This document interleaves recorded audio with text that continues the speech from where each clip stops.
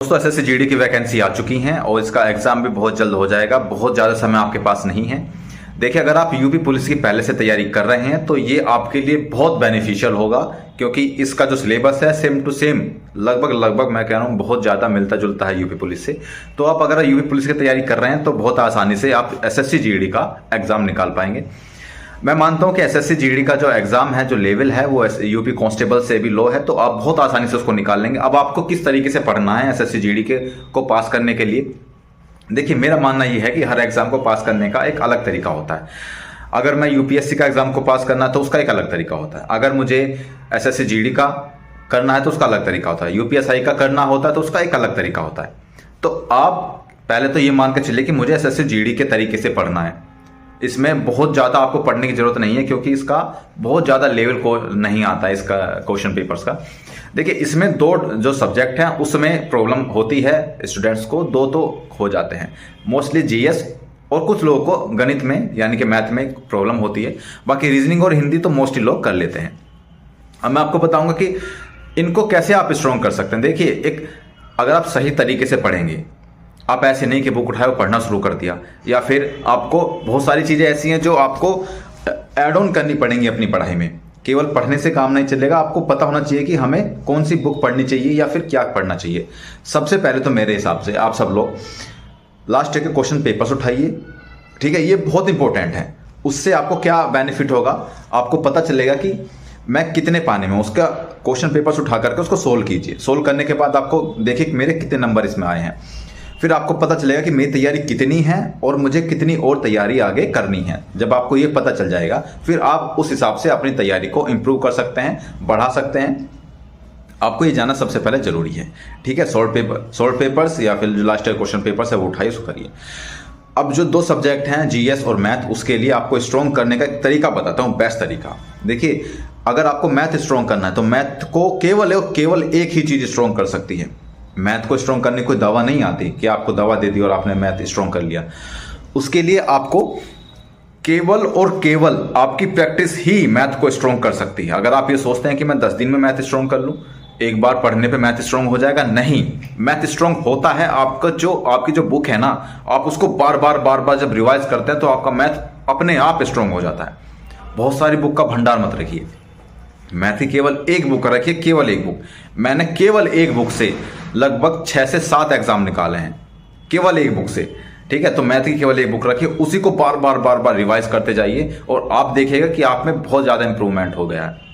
और अगर आप सोचते हैं कि मैंने एक बार पढ़ लिया है फिर मैं इसको छोड़ देता हूँ, अब कुछ और पढ़ लेता हूँ, मैथ को अब मुझे नहीं हाथ लगाना, नहीं। जब तक आप मैथ पढ़ते रहेंगे तब तक आपको मैथ आता रहेगा। जब तक आपने मैथ छोड़ दिया, चाहे आपने कितना भी पढ़ा हो, आप भूलते चले जाएंगे। ये मैथ की क्वालिटी होती है। तो आप कंटिन्यू प्रैक्टिस करते रहिएगा मैथ की। बात रही जीएस की, तो जीएस के लिए अगर आप कोई भी टॉपिक पढ़ते हैं, ठीक है, देखो स्ट्रॉन्ग करने का जीएस को बहुत वाइड सिलेबस है, सबको पता है, ठीक है। हर कोई इसको कवर नहीं, कोई भी इसको पूरा कवर नहीं कर पाएगा जीएस को, आप सब लोग बहुत बेहतर तरीके से जानते हैं। मैं क्या काम करता था या मैं क्या बताता हूं स्टूडेंट्स को करने के लिए, कि आप जैसे आपने कोई भी टॉपिक पढ़ा जीएस का, मैं कहता हूं आपने साइंस का कोई भी टॉपिक पढ़ा, तो आप उस टॉपिक के जितने भी एमसीक्यू हैं उन एमसीक्यू को लगाइए, चाहे वो आपको यूट्यूब से मिले, चाहे वो आपको गूगल से मिले, चाहे वो आपको प्रैक्टिस सेट से मिले। उससे क्या होता है कि आपका जितना भी टॉपिक है ना, जो भी टॉपिक है वो पूरी तरह से कंप्लीट हो जाएगा। अब वहां से जितने भी क्वेश्चन आएंगे आप उसको आसानी से कर सकते हैं, उसका ये बेनिफिट होता है, ठीक है। ये चीज करिए जीएस के लिए, चाहे आप कोई भी टॉपिक पढ़ रहे हैं जीएस में, चाहे साइंस पढ़ रहे हैं, चाहे हिस्ट्री पढ़ रहे हैं, चाहे ज्योग्राफी पढ़ रहे हैं, चाहे पॉलिटी पढ़ रहे हैं, कुछ भी पढ़ रहे हैं, ठीक है। इस तरीके से अपनी जीएस को स्ट्रॉन्ग करिए। और मैथ को मैंने बता ही दिया।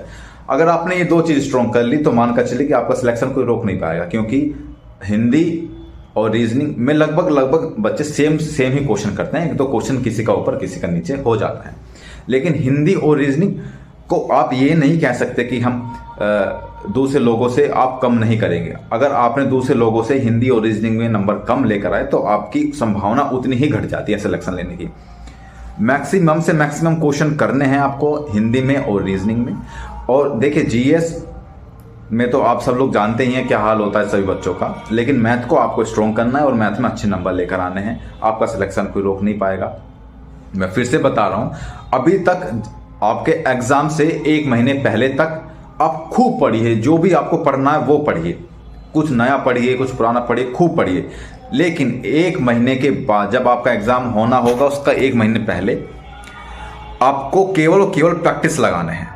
ठीक है, practice set, practice set, practice set, practice set की भरमार कर दो, ताकि आप अपना टाइम भी बचा पाएं एग्जाम हॉल में बैठ करके, ताकि आपको उतनी प्रैक्टिस हो जाए कि हाँ मैं फिक्स टाइम में सारे क्वेश्चन कर जा रहा हूं। ठीक है, ये आपको आना चाहिए, प्रैक्टिस सेट से ही आएगा। और आपको क्वेश्चन करने की कला जो है वो भी प्रैक्टिस सेट से आएगी, वो बहुत इंपॉर्टेंट है। तो 2-3 चीजें हैं जो आपको जो आपको अपने माइंड में रखनी है पढ़ते टाइम, और यही चीज आपको सिलेक्शन भी दिलाएंगी।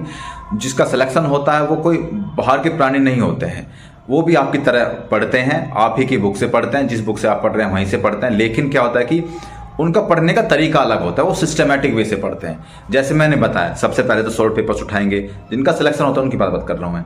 सबसे पहले सॉल्व पेपर्स उठाएंगे, उठा के पढ़ेंगे, देखेंगे कि मैं कितने पानी में हूं।